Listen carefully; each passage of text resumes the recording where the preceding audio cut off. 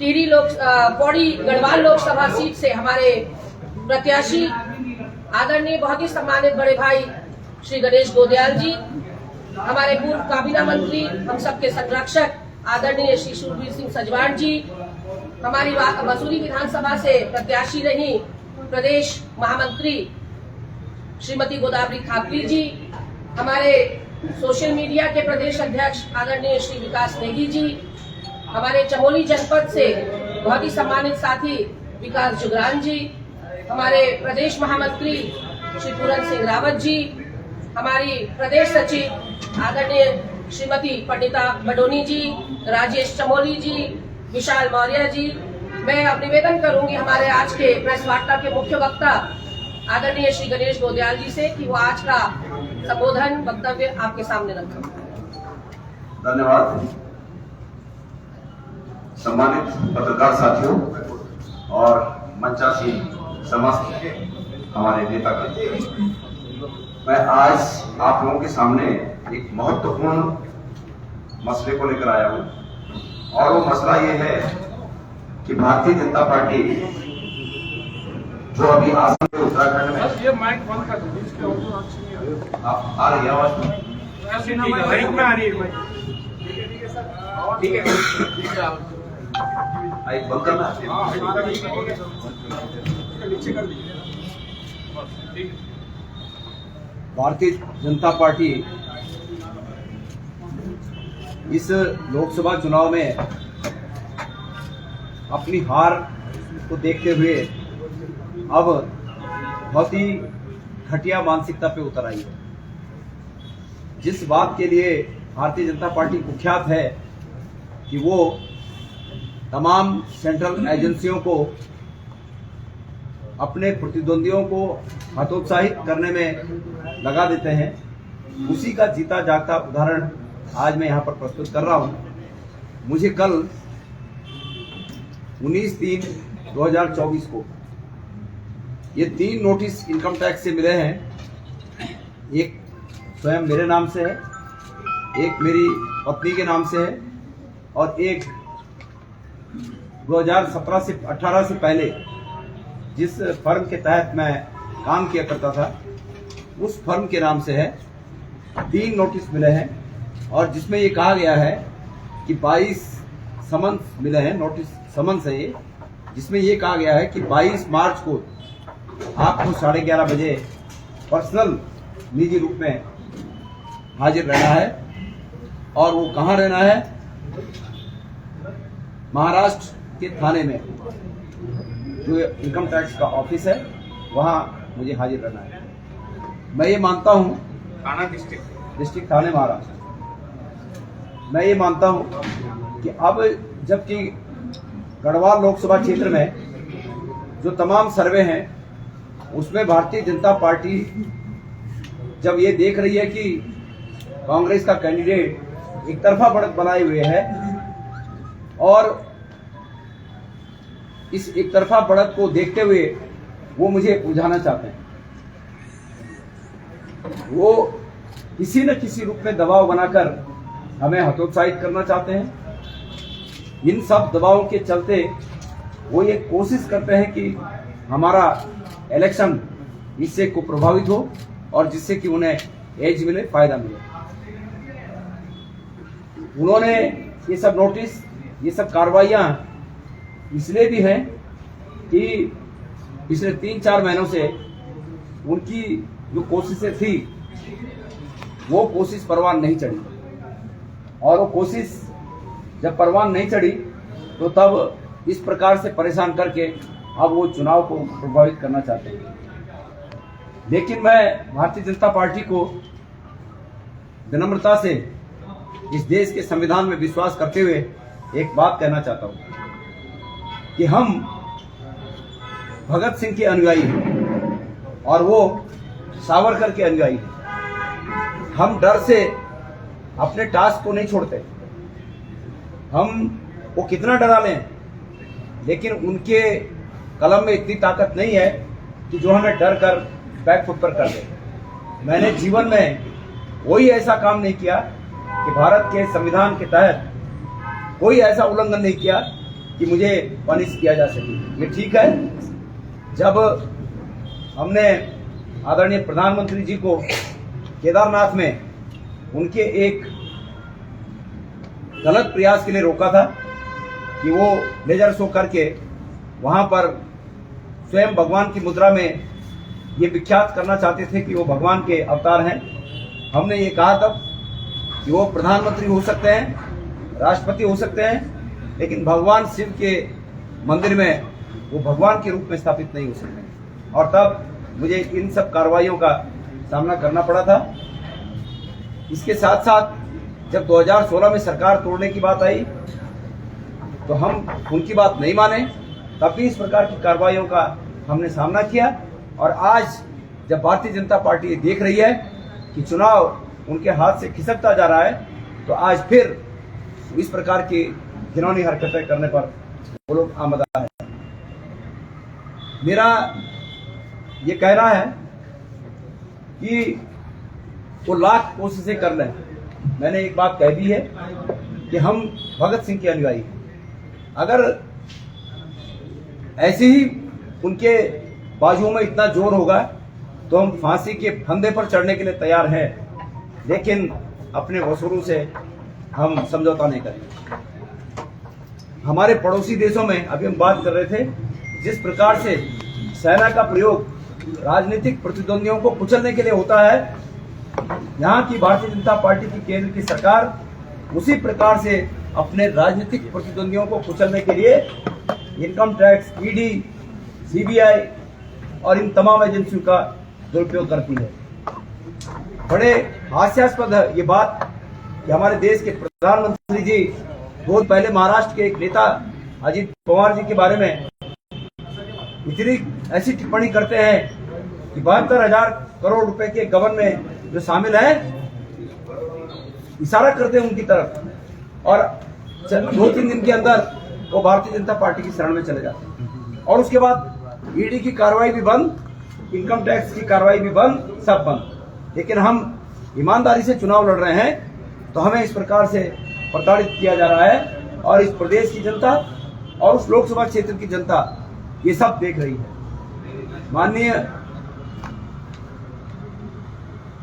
हमारे सम्मानित पत्रकार भाइयों, गढ़वाल लोकसभा क्षेत्र की स्थिति यह है कि केंद्र की सरकार मुझे जीतने नहीं देना चाहती और गढ़वाल की जनता मुझे हारने नहीं देना चाहती। ये गढ़वाल की जनता और केंद्र सरकार के गलत मंसूबों के बीच एक द्वंद्व है, जंग है, और उसमें मेरा विश्वास है कि गढ़वाल की जनता जीतेगी। आपके कुछ प्रश्न हो तो उसका स्वागत है। आया है क्या है, मतलब आय से अधिक का उन्होंने बताया है या अभी तो कौन बोले? इसमें क्या है, मतलब इसमें ये लिखा है, कुछ सब गोलमोल है, कुछ भी नहीं। Summons to the SSC witness under section 131 of in bracket 1A of Income Tax Act 1961, you are hereby requested to attend my office at Asar IT Park, Thane, Maharashtra on 22/3/2024 at 11:30 AM to give evidence and or to produce either personally। मतलब ये है कि आप मेरे office में आइए और जो कुछ हमें चाहिए उसके बाद पर किस चीज का एविडेंस देना है, क्या दिक्कत है, क्या गलत कर दिया है, उसका कोई जिक्र नहीं है। मतलब इसको मामला तो आपका नहीं चल रहा था, किसी तरह का कोई आपका नहीं हो आपका जी विषय तो कहीं कोई नहीं, जो 2016 में इन्होंने किया था वो चल रहा है और उसको हम बराबर समय समय पर हम उसको अटेंड करते हैं जब भी होता है। लेकिन ये खाली ये सिर्फ और सिर्फ नए मामले बनाकर और उसको जो है हमें एंगेज करने की कोशिश है कि इसको एंगेज करें। और मेरा ध्यान लोकसभा से की चुनाव से हटकर और इन चीजों में मेरा ध्यान लग रहा है, ये कोशिश है मेरा। ये देखिए मेरी बात सुनिए, मैंने पहले ये बात कही है कि मैंने जीवन में कुछ भी गलत नहीं किया। दुनिया इस हमारे देश के कानून के तहत कोई ऐसा काम मैंने नहीं किया कि परेशान कर सकते हैं, लेकिन कुछ नहीं बिगाड़ सकते। मैंने कुछ गलत नहीं किया, कभी नहीं किया, क्योंकि मैंने हमेशा कहा है हमने नैतिकता को अपना सबसे पहला हमारा जो रहा है कि भाई नैतिकता के साथ चलना, वो बचपन से रहा, हमेशा रहा।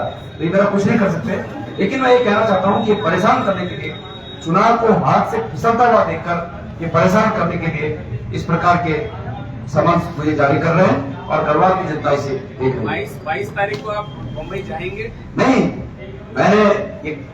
मैंने ये कहा है अपने चार्टर्ड अकाउंटेंट से और वकीलों से कि वो इसका जवाब दें कि मैं भी लोकसभा चुनाव में व्यस्त हूं और जैसे लोकसभा का चुनाव बीतेगा, समय बीतेगा, ये हम उसके बाद कानून के तहत इसको फेस करेंगे।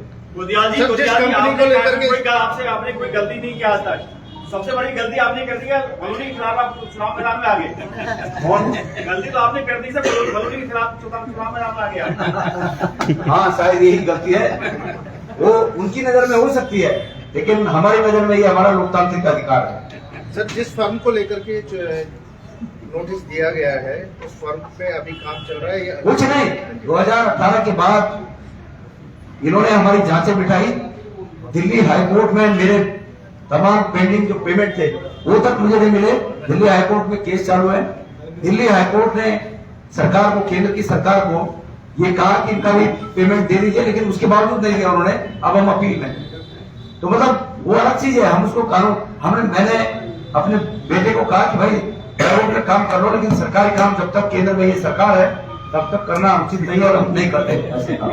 लेकिन जो कोर्ट में केस है, निश्चित रूप में एक न एक दिन को पेमेंट देना पड़ेगा, पर हमने 2018 के बाद कोई काम नहीं किया और ये सिर्फ और सिर्फ परेशान करने के लिए समन्स जारी किए।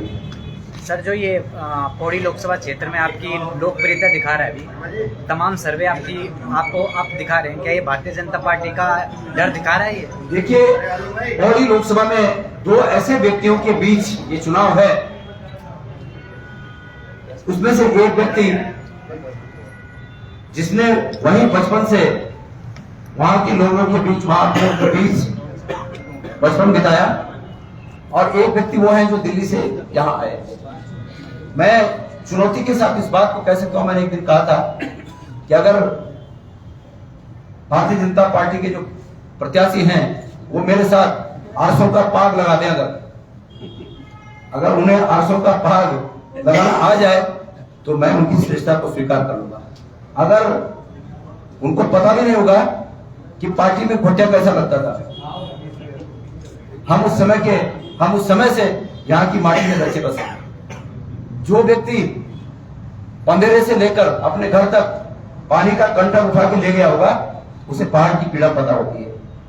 तो ये चुनाव ऐसे दो व्यक्तियों के बीच है कि एक तो आयातित है, वो मोदी जी और अमित शाह जी और तमाम उनके भारतीय जनता पार्टी के नेताओं के फेस पर चुनाव लड़ रहे हैं। मैंने ये सुना कि एक जगह स्मृति ईरानी आएंगी, एक जगह अमित शाह जी आएंगे, एक जगह मोदी जी आएंगे, एक जगह राजनाथ सिंह जी आएंगे, और भी नड्डा जी आएंगे, तमाम लोग आएंगे, मैंने ये सुना।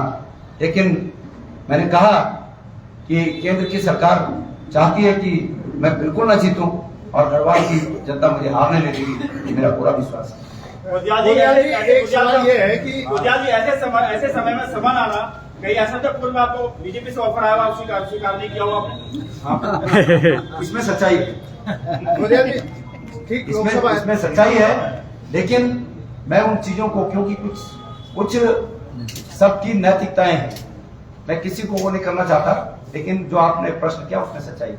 लोकसभा चुनाव से ठीक पहले कांग्रेस के सिटिंग एमएलए पार्टी छोड़ देते हैं, और जो लोग छोड़ के जा रहे हैं, इसको किस तरह से देखते हैं? देखिए, मैं ये मानता हूं कि ये हमारे लिए कहीं ना कहीं नुकसान तो है। इसको इस तरह नहीं कहा जा सकता कि लोग जाते रहें और हमारा नुकसान नहीं होगा। वो हमारे महत्वपूर्ण नेता थे और मजबूत नेता थे, और उनके जाने से हमें नुकसान हुआ है। लेकिन इस संसार में अगर एक व्यक्ति जाता है तो दूसरा व्यक्ति उसका स्थान ले लेता है। कल मैंने गोपेश्वर में एक बात कही कि अब वो तो चले गए, लेकिन उनकी इस जगह को भरने के लिए कोई बहुत ही काबिल व्यक्ति निश्चित रूप में आएगा और इस जगह को भरेगा। तो राजनीति में कोई जगह खाली नहीं रहती और किसी के जाने से परमानेंट नुकसान नहीं होता।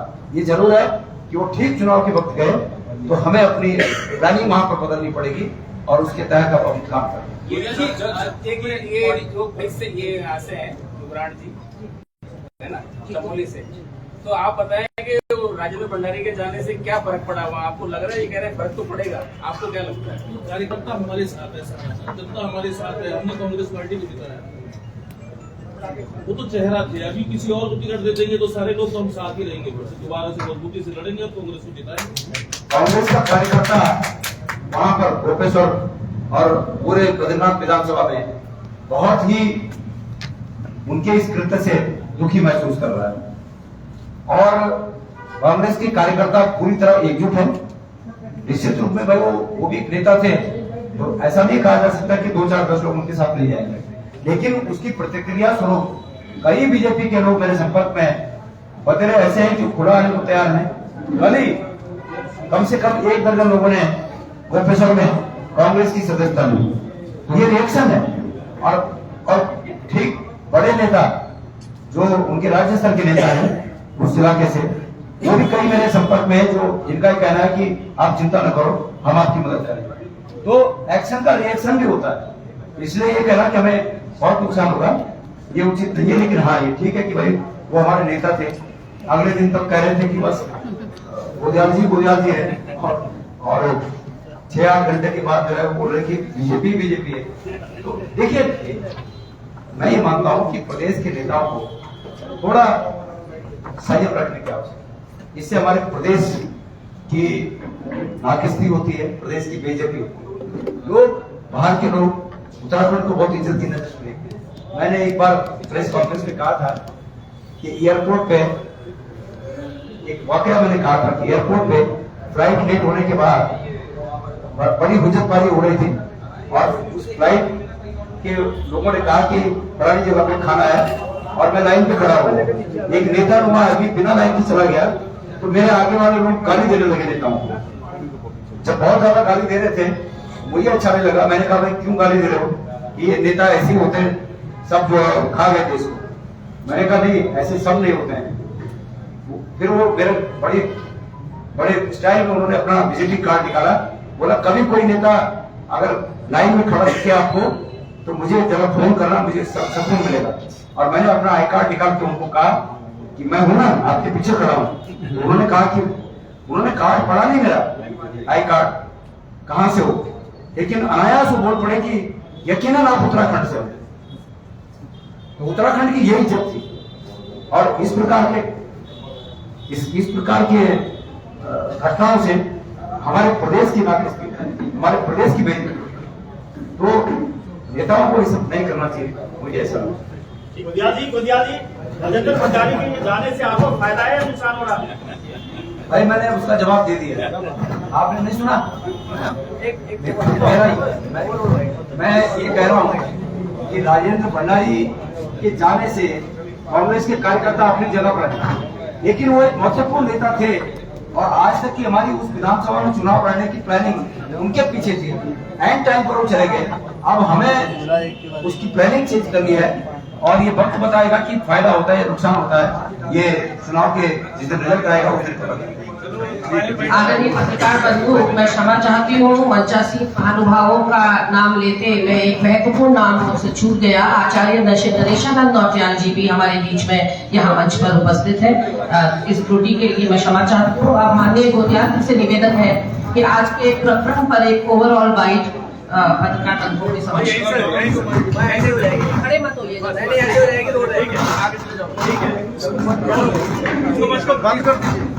बंद कर